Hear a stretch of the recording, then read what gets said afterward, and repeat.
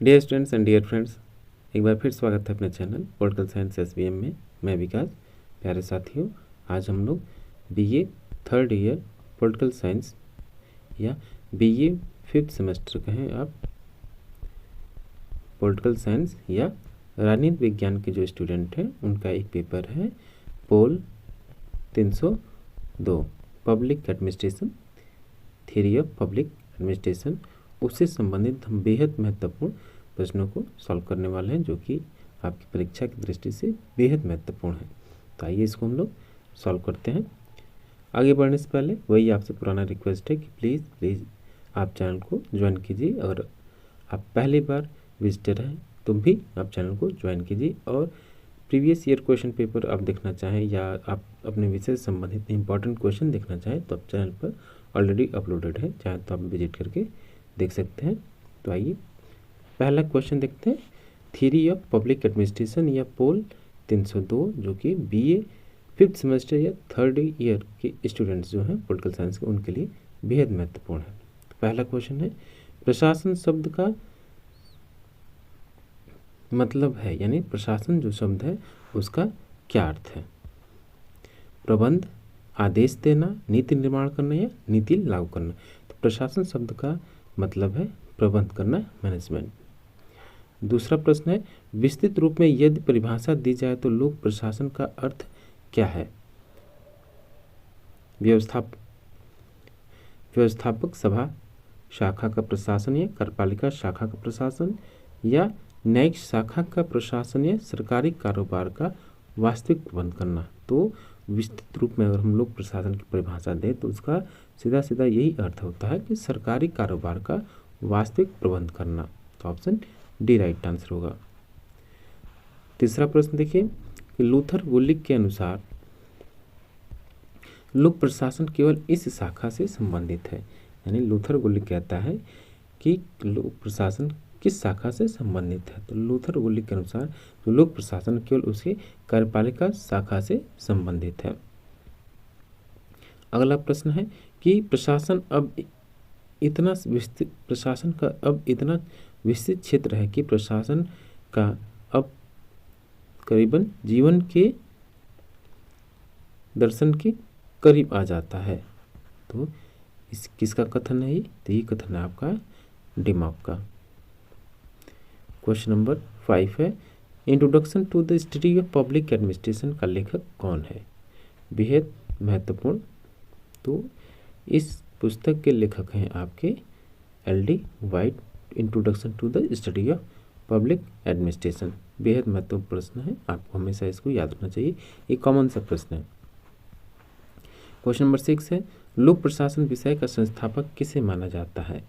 लोक प्रशासन विषय का संस्थापक किसे माना जाता है? वुड्रो विल्सन को लोक प्रशासन का हम जनक मानते हैं, या फादर ऑफ पब्लिक एडमिनिस्ट्रेशन। अगला प्रश्न देखिए कि किसने तर्क दिया था कि राजनीति और प्रशासन स्पष्ट रूप में सरकार के दो कार्य हैं? तो ये जो तर्क था आपका ड्वाइट वाल्डो का था, ऑप्शन ए राइट आंसर होगा। क्वेश्चन नंबर 8 है, लोक प्रशासन आज किस नई विधा के समीप आ गया है? यानी जो लोक प्रशासन पब्लिक एडमिनिस्ट्रेशन किस डिसिप्लिन या विधा या किस विषय के समीप आ गया है? ये जो है आपका नीति विज्ञान या राजनीति विज्ञान या समाजशास्त्र या अर्थशास्त्र। तो ये नीति विज्ञान के समीप आ गया है, पॉलिसी साइंस बोलते हैं हम इसको। क्वेश्चन नंबर 9 है, प्रशासनिक सिद्धांतों को लोकोक्तियाँ कहकर उपहास या मजाक किसने उड़ाया, या प्रशासनिक सिद्धांतों का उपहास किसने किया कि ये लोकोक्तियाँ या बकवास किसने कहा था? उर्विक, साइमन, चेस्टर बर्नार्ड या मैक्स वेबर। तो ये साइमन ने प्रशासनिक सिद्धांतों को लोकोक्तियाँ कहकर उसका उपहास किया। तो ऑप्शन बी राइट आंसर होगा, हर्बर्ट साइमन। वैज्ञानिक व्यवस्था शब्द सर्वप्रथम बनाने वाला था, यानी वैज्ञानिक व्यवस्था शब्द का इजाद किसने किया था सबसे पहले? तो हैं आपके Taylor, Frederick Taylor, option A FW Taylor. Question number 11 है, वैज्ञानिक प्रबंध का मुख्य उद्देश्य क्या था? तो वैज्ञानिक प्रबंध का मुख्य उद्देश्य क्या था? औद्योगिक कुशलता या प्रशासनिक कुशलता या नौकरशाही क्षमता या उपयुक्त सबूत। तो वैज्ञानिक प्रबंध का मुख्य उद्देश्य आपका औद्योगिक कुशलता था, प्रशासनिक कुशलता थी और नौकरशाही क्षमता भी थी, इसलिए इसका आंसर होगा ऑप्शन डी, उपयुक्त सभी। नौ लोक प्रबंध न्यू पब्लिक मैनेजमेंट किस पर बल देता है? इसको हम शॉर्ट फॉर्म में NPM बोलते हैं। न्यू पब्लिक मैनेजमेंट या नौ लोक प्रबंध किस पर बल देता है? तो ये आपका निष्पादन मूल्यांकन है, उस पर बल देता है। तो ऑप्शन बी राइट आंसर होगा। क्वेश्चन नंबर 13 है, लोक प्रशासन पर प्रथम पाठ्य पुस्तक किसके द्वारा लिखी गई थी? तो LD वाइट के द्वारा लोक प्रशासन पर प्रथम पाठ्य पुस्तक लिखी गई थी।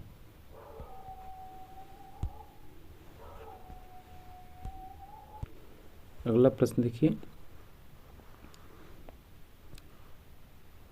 14, एक संगठन में समन्वय की आवश्यकता होती है ताकि प्रोत्साहित किया जा सके। तो एक संगठन में समन्वय की आवश्यकता इसलिए होती है क्योंकि हम सहयोग को से प्रोत्साहित करते हैं। तो ऑप्शन सी राइट आंसर होगा, सहयोग।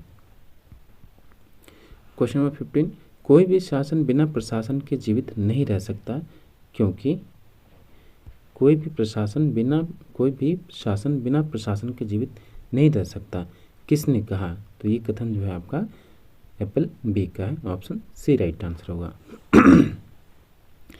वह समयावधि जो लोक प्रशासन के अंतर्विषयी अध्ययन से संबंधित है, या जो आपके जो विभाजन लोक प्रशासन के जो विकास के चरण है, 5 चरण आपको याद रखना है, उनका कार्यकाल, उनकी विशेषताओं सहित भी याद रखना है। तो वह समयावधि जो लोक प्रशासन के अंतर्विषयी अध्ययन से संबंधित है, वह कौन सा काल है? तो है आपका 1947 से लेकर 1970 तक, ऑप्शन डी। मुने एवं रेले ने पद सोपान सिद्धांत को क्या बताया? तो मुने एवं रेले ने पद सोपान सिद्धांत को सीढ़ी नुमा प्रक्रिया कहा है, ऑप्शन डी राइट आंसर होगा। क्वेश्चन नंबर 18 है, एक कर्मचारी को आदेश केवल एक श्रेष्ठ द्वारा मिलना चाहिए, यह किसने कहा? ये कथन जो है आपका विलोबी का है कि एक कर्मचारी को केवल एक ही श्रेष्ठ द्वारा या उसके कहना मतलब कि जो हायरार्की में उससे जस्ट ऊपर वाला है, यानी उसका जो अधिकारी, उसी से आदेश मिलना चाहिए। ये कथन आपका विलोबी साहब का है। अगला प्रश्न है, सरकार में निम्न से उच्च की ओर प्रशासकीय सत्ता के स्थानांतरण की प्रक्रिया को हम क्या कहते हैं? बेहद महत्वपूर्ण है। यानी सरकार में निम्न से उच्च की ओर प्रशासनिक सत्ता के स्थानांतरण को हम इसको केंद्रीकरण कहते हैं। अगर इसका हम उल्टा करें तो इसको हम बोलते हैं विकेंद्रीकरण। क्वेश्चन नंबर 20 है, ब्यूरोक्रेसी एंड रिप्रेजेंटेटिव गवर्नमेंट का लेखक कौन है? तो ब्यूरोक्रेसी एंड रिप्रेजेंटेटिव गवर्नमेंट के जो लेखक हैं आपके मैक्स वेबर हैं। निम्न में से वेबर की आदर्श नौकरशाही का लक्षण कौन सा नहीं है? तो कठोरता है, पद सोपान है और व्यक्तित्व शून्य है। ये तीनों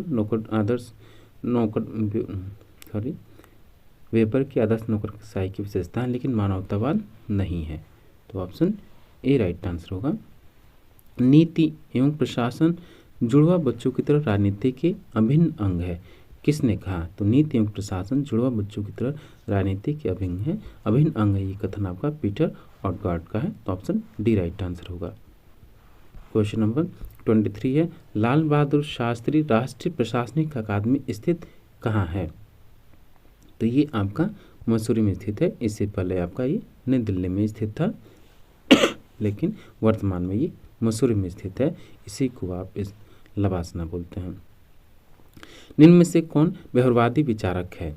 यानी जो आपके प्यूरलिस्ट थिंकर हैं वो हैं आपके साइमन। तो ऑप्शन डी राइट आंसर होगा। यही प्रशासन के सिद्धांतों को बकवास कहते हैं, लोकोक्तियाँ कहकर उसका मजाक उड़ाते हैं। व्यवसाय से हेनरी फ्यूल क्या था? व्यवसाय से जो हेनरी फ्यूल थे आपके अभियंता थे, इंजीनियर थे, वो माइनिंग इंजीनियर थे। Question number 26, the administrative state के लेखक कौन है? बेहद महत्वपूर्ण पुस्तक है ये, और इसी ही से आपके व्यवहारवाद का उद्भव या विकास माना जाता है। तो ये इसके लेखक आपके हर्बर्ट साइमन है। अगला प्रश्न, निम्न में से किसने प्रशासन को सरकार की चौथी शाखा कहा है? तो प्रशासन को सरकार की चौथी शाखा कहने वाले आपके फ्रैंक जे गुडनाउ हैं।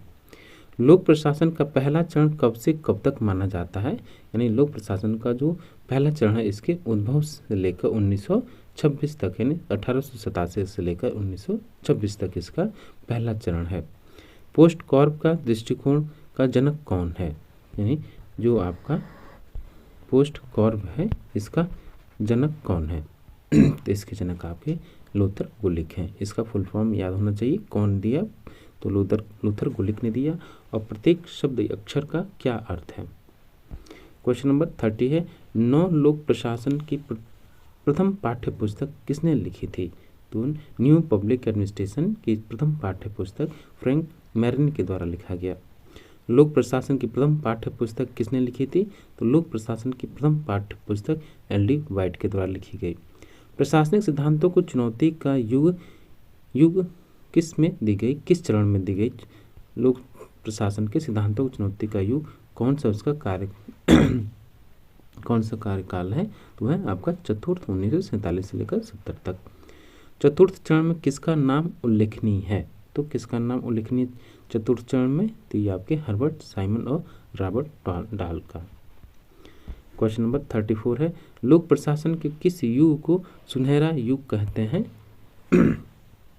या गोल्डन एज कौन सा कहलाता है लोक प्रशासन का? तो है आपका द्वितीय चरण 1927 से लेकर 37 तक। तो ये क्वेश्चन नंबर 34, लोक प्रशासन के तुलनात्मक अध्ययन पर बल किसने दिया था? तो लोक प्रशासन के तुलनात्मक अध्ययन पर बल देने वाले F.W. रिक्स हैं।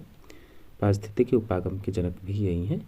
व्यापक दृष्टिकोण के समर्थक इनमें से कौन नहीं है? व्यापक दृष्टिकोण के समर्थक आपके एक तो निग्रो है, एल.डी. वाइट है, लेकिन साइमन व्यापक दृष्टिकोण का समर्थक नहीं है। तो ऑप्शन ए राइट आंसर होगा।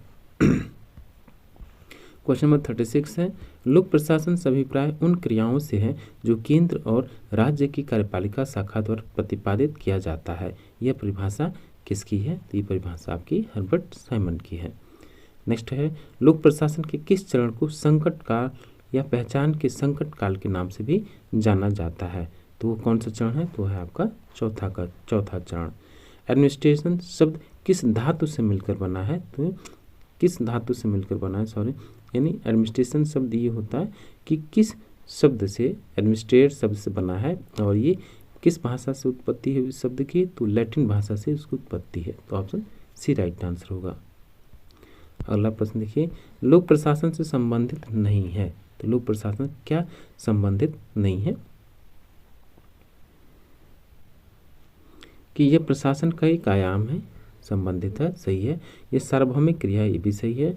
सरकार के उद्देश्य को प्राप्त करने वाला तंत्र है, ये भी सही है। लोक प्रशासन से सभी संबंधित है। और आपसे पूछा क्या संबंधित नहीं है? तो अकादमिक विषय वस्तु के साथ क्रियाशील तंत्र ये संबंधित नहीं है। तो ऑप्शन डी राइट आंसर होगा इसका। लोक प्रशासन का जन्म हुआ था, तो लोक प्रशासन का जन्म अमेरिका में हुआ था और फादर ऑफ पब्लिक एडमिनिस्ट्रेशन जो है वुडरो विल्सन है। पोस्ट कॉर्प दृष्टिकोण किसकी देन है? तो पोस्ट कॉर्प का दृष्टिकोण जो है आपका लूथर गुलिक का है। क्वेश्चन नंबर 42 है, लोक प्रशासन के तृतीय चरण को किस नाम से जाना जाता है? तो ये जो इसका तृतीय चरण है वो संदेह के बादल के रूप में जाना जाता है। ये ऑप्शन सी राइट आंसर होगा। प्रासंगिकता, मूल्य, सामाजिक समानता और परिवर्तन किस प्रशासन की विषय वस्तु के मुख्य बिंदु हैं? तो ये एनपीए यानी न्यू पब्लिक एडमिनिस्ट्रेशन के मुख्य बिंदु हैं, यानी नवीन लोक प्रशासन। तो ऑप्शन सी राइट आंसर होगा। क्वेश्चन नंबर 44 देखिए, लोक प्रशासन के क्षेत्र में नवीन विचारों का सूत्रपात कब हुआ? तो लोक प्रशासन के क्षेत्र में नवीन विचारों का सूत्रपात आपका 1968 में हुआ, जो आपका मीनोब्रुक सम्मेलन हुआ उसी से, वहीं से। क्वेश्चन नंबर 45 है, इनमें से कौन विद्वान प्रशासन को राजनीति से अलग मानता है? यानी राजनीति प्रशासन को कौन सा विद्वान अलग अलग मानता है, एक साथ नहीं मानता है? तो इनका जो वुडरो विल्सन है उन्होंने प्रशासनिक द्विभाजकता का जो सिद्धांत दिया और जो पहला चरण है 1887 से 1926 इसी सिद्धांत पर आधारित है। राजनीति और प्रशासन दोनों अलग अलग है और इस सिद्धांत के प्रतिपादक कौन है? Woodrow Wilson. और ये स्वयं लोक प्रशासन के जनक भी हैं। लोक प्रशासन में मानवीय तत्व के कितने रूप हैं? तो लोक प्रशासन में मानवीय तत्व के 2 रूप हैं। लोक प्रशासन के अध्ययन का विकास कितने चरणों से होकर गुजरता है? तो ये 5 चरणों में, वर्तमान में कई लोग 6 चरण भी बोल देंगे, जो कि गलत है, लेकिन फिर भी 5 चरण है मुख्य रूप से।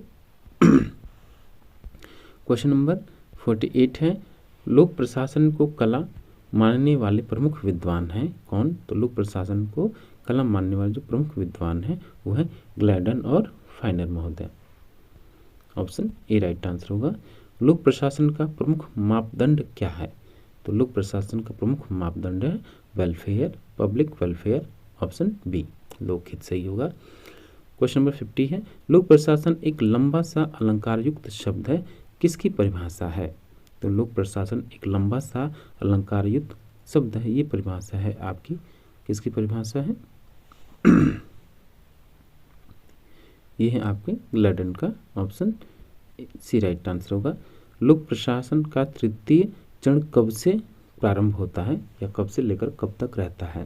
तो ये है आपका 1938 से लेकर 1946 तक। क्वेश्चन नंबर 52 है, प्रशासन का लक्षण नहीं है, यानी प्रशासन की विशेषता कौन सा नहीं है? तो विशेषता इसका संगठन है, समन्वय है, निर्देशन है, लेकिन असहयोग नहीं है।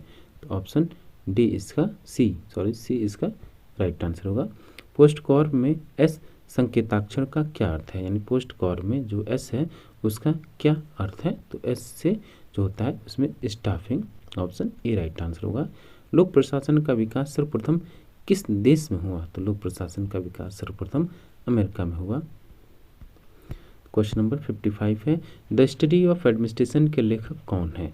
तो द स्टडी ऑफ एडमिनिस्ट्रेशन के लेखक वुड्रो विल्सन है। ये उन्होंने 1887 में पेपर प्रेजेंट किया था और यहीं से लोक प्रशासन का जन्म या उद्भव हम मानते हैं और यहीं से लोक प्रशासन के जनक के रूप में वुड्रो विल्सन विख्यात हुए। क्वेश्चन नंबर 56 है, लोक प्रशासन में राजनीति प्रशासन का द्विभाजक किस चरण में हुआ? यानी लोक प्रशासन राजनीति में जो द्विभाजकता है किस चरण की विशेषता है ये? तो पहले चरण के ही पॉलिटिकल और एडमिनिस्ट्रेशन जो डाइकॉटमी है पहले चरण की विशेषता है। तो लोक प्रशासन की प्रथम पाठ्य पुस्तक कौन सी है? तो लोक प्रशासन पर लिखी गई प्रथम पाठ्य पुस्तक ये है कि an introduction to the study of public administration. ये लोक प्रशासन की प्रथम पाठ्य पुस्तक है। तो ऑप्शन सी राइट आंसर होगा।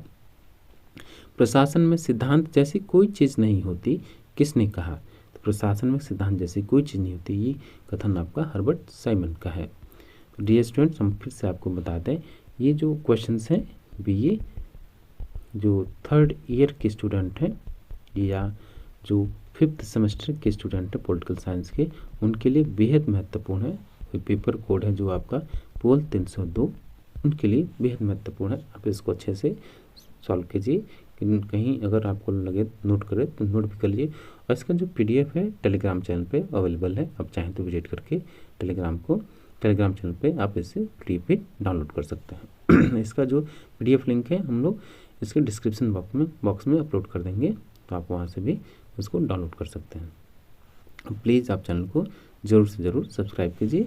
वीडियो अगर अच्छा लगे तो लाइक कीजिए और कोई भी परेशानी या डाउट हो तो आप कमेंट बॉक्स में कमेंट कर सकते हैं। नेक्स्ट क्वेश्चन है, पोस्ट कॉर्प सिद्धांत के प्रतिपादक कौन है? बेहद बेसिक सा प्रश्न है, आपको कोई भूलना नहीं चाहिए। पोस्ट कॉर्प का जो सिद्धांत है उसके प्रतिपादक आपके लूथर गुलिक हैं। लोक प्रशासन के विकास में कौन सा चरण मूल्य मुक्त प्रबंध विज्ञान के रूप में माना जाता है? कौन सा चरण हो? तो जो दूसरा चरण है, जो प्रशासनिक सिद्धांतों की पराकाष्ठा जो है, इसमें मूल्य मुक्त प्रबंध माना जाता है दूसरे चरण को। ऑप्शन बी राइट आंसर होगा। ये आपका 1927 से लेकर 1937 तक है। किस चरण को पहचान बनाम संकट का काल भी कहा जाता है? कौन सा चरण है जिसको हम पहचान का संकट कहते हैं? तो ये चौथा जो चरण है ये संकट इस बात की थी कि इसमें कोई काम हो ही नहीं रहा था। 48 जो लोग 1970 तक इसमें प्रशासन का जो विषय है या लोक प्रशासन, इसी पे संकट आ गया। तो ऑप्शन डी होगा चौथा। क्वेश्चन नंबर 62, भारतीय लोक प्रशासन संस्थान कहाँ स्थित है? तो भारतीय लोक प्रशासन संस्थान जो आपका है वो दिल्ली में स्थित है। लोक प्रशासन की विशेषताओं के संबंध में असत्य कथन का चयन कीजिए। लोक प्रशासन का विशेषताओं के संबंध में असत्य कथन को आपको पहचानना है। पहला देखिए, लोक प्रशासन का स्वरूप नौकरशाही का होता है, सही है। लोक प्रशासन एक रूपता के सिद्धांत पर कार्य करता है, ये भी सही है। लोक प्रशासन में बाहरी वित्तीय नियंत्रण का नियम लागू होता है, ये कथन भी सही है। लोक प्रशासन सामाजिक है, बिल्कुल नहीं, ये गलत है। तो ऑप्शन डी गलत होगा, ये सार्वजनिक है। ऑप्शन डी राइट आंसर होगा। और दोनों है, सार्वजनिक और निजी दोनों है, यानी पब्लिक प्राइवेट दोनों है। नवीन लोक प्रशासन की विशेषता क्या थी? नवीन लोक प्रशासन की विशेषता क्या थी? तो जो न्यू पब्लिक एडमिनिस्ट्रेशन है उसकी जो आपकी विशेषता है कि सामाजिक क्षमता उसमें कितना है, तो ऑप्शन सी राइट आंसर होगा। सॉरी, इसमें देखिए ऑप्शन में कुछ और, तो इसमें ऑप्शन दिया है।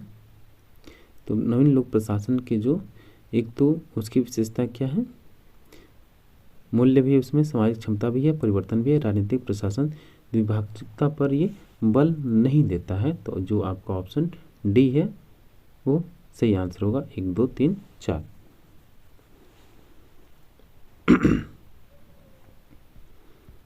क्वेश्चन नंबर 65 कि सल्तनत कालीन प्रशासन राजस्व विभाग किस नाम से जाना जाता था? तो जो सल्तनत कालीन में जो प्रशासन है उसका जो राजस्व रेवेन्यू डिपार्टमेंट था किस नाम से जाना जाता था? दीवाने विजारत के नाम से राजस्व विभाग को हम जानते थे। पदसोपान का क्या अर्थ है? पदसोपान का अर्थ होता है निम्न का उच्च पर शासन। निम्न पर उच्च का शासन होता है, ऑप्शन ए। निम्न पर उच्च का शासन, तो ऑप्शन ए राइट आंसर है। लोक प्रशासन में लोक शब्द का अभिप्राय क्या है? तो लोक प्रशासन में लोक का जो शब्द अर्थ होता है, अभिप्राय होता है उसका जनता से यानी पब्लिक से संबंधित होता है। क्वेश्चन नंबर 68 है, लोक प्रशासन एक दो धारी औजार है जैसे कैंची की दो धारें होती हैं, यह कथन किसने कहा? तो लोक प्रशासन एक दो धारी औजार है, ये कथन आपका लेविस मेरियम का है। लोक प्रशासन का प्रमुख उद्देश्य क्या है? तो लोक प्रशासन का प्रमुख उद्देश्य होता है आपका जन कल्याण। क्वेश्चन नंबर 70, सिद्धांतों का स्वर्ण काल किस चरण को कहा जाता है? तो सिद्धांतों के लिए स्वर्ण काल जो था द्वितीय चरण था, ऑप्शन बी राइट आंसर होगा। क्वेश्चन नंबर 71 है, कार्योन्मुखी दृष्टिकोण के साथ लोगों की अपेक्षाओं पर खरा उतरने की कोशिश किस चरण की मूल विषय थी? किस चरण की मूल विषय थी? यानी कार्योन्मुखी दृष्टिकोण के साथ लोगों की अपेक्षाओं पर खरा उतरने की कोशिश किस चरण की मूल विशेषता थी? तो ये पंचम चरण है, तो ऑप्शन डी राइट आंसर होगा। लोक प्रशासन के पंचम चरण की समयावधि क्या है? तो 1971 से लेकर 1990 तक पंचम चरण की विशेषता है। क्वेश्चन नंबर नेक्स्ट है कि लोक प्रशासन के पिता कौन है? आएंगे, तो लोक प्रशासन के पिता वुडरो विल्सन है। क्वेश्चन नंबर 74 है, नवीन लोक प्रबंध शब्द को सर्वप्रथम 1990 में किसने गढ़ा था? तो न्यू पब्लिक एडमिनिस्ट्रेशन का जो शब्द है सबसे पहले क्रिस्टोफर वुड ने गढ़ा, तो ऑप्शन बी राइट आंसर होगा। क्वेश्चन नंबर 75 है, मौर्य काल में प्रशासन की सबसे छोटी इकाई क्या थी? तो मौर्य काल में प्रशासन की सबसे छोटी इकाई ग्राम थी। क्वेश्चन नंबर 76 कि लोक प्रशासन की प्रथम चरण की समयावधि क्या है? तो लोक प्रशासन की जो प्रथम चरण की समयावधि है 1887 से लेकर 1926 तक, और हम इसको राजनीतिक प्रशासन द्विभाजकता कहते हैं, तो ऑप्शन ए राइट आंसर होगा। प्रिंसिपल ऑफ पब्लिक एडमिनिस्ट्रेशन पुस्तक के प्रकाशन के साथ किस चरण का प्रारंभ हुआ? तो प्रिंसिपल ऑफ पब्लिक एडमिनिस्ट्रेशन का जो प्रकाशन उसके साथ द्वितीय चरण की विशेषता हुई। द्वितीय चरण की क्या आरंभ हुआ, और इसकी विशेषता ये है कि जो प्रशासनिक सिद्धांतों का ये स्वर्णकाल है। क्वेश्चन नंबर 78, लोक प्रशासन कभी विज्ञान नहीं बन सकता, किसने कहा है? लोक प्रशासन कभी भी विज्ञान नहीं बन सकता, ये कथन आपका फाइनर महोदय का है। क्वेश्चन नंबर 79 है, द फंक्शंस ऑफ एग्जीक्यूटिव के लेखक कौन है? बेहद महत्वपूर्ण पुस्तक है। इस पुस्तक के लेखक कौन है? तो चेस्टर बर्नार्ड है। एडमिनिस्ट्रेटिव बिहेवियर नामक पुस्तक के लेखक कौन है? इस पुस्तक के लेखक आपके हर्बर्ट साइमन है। ये दोनों पुस्तक आपको हमेशा याद रखनी चाहिए। नवीन लोक प्रशासन का जनक किसे माना जाता है? तो नवीन लोक प्रशासन के जो जनक हैं आपके ड्वाइट वाल्डो हैं। क्वेश्चन नंबर 18 कि निर्णय निर्माण सिद्धांत का प्रतिपादन किसने किया या किसके द्वारा किया गया? तो डिसीजन मेकिंग थ्योरी जो है उसका निर्माण, निर्णय निर्माण का सिद्धांत का निर्माण हर्बर्ट साइमन के द्वारा किया गया। अगला प्रश्न, समपार्श्वी समाज की विशेषता क्या है? तो समपार्श्वी समाज की विशेषता क्या है? वो विजातीयता है, औपचारिकता है, अति आच्छादन है। तो इसका आंसर ऑप्शन डी होगा सभी। शाला मॉडल की विवेचना किसने की? तो शाला मॉडल की विवेचना करने वाले फ्रेडरिक्स महोदय हैं। क्वेश्चन नंबर 85 कि शाला मॉडल का प्रयोग किस प्रकार के समाज के लिए किया जाता है? तो ये समपार्श्वी समाज के लिए किया जाता है शाला मॉडल का प्रयोग। और इस मॉडल के प्रयोगकर्ता कौन है? F.W. रिक्स हैं। क्वेश्चन नंबर 86 है।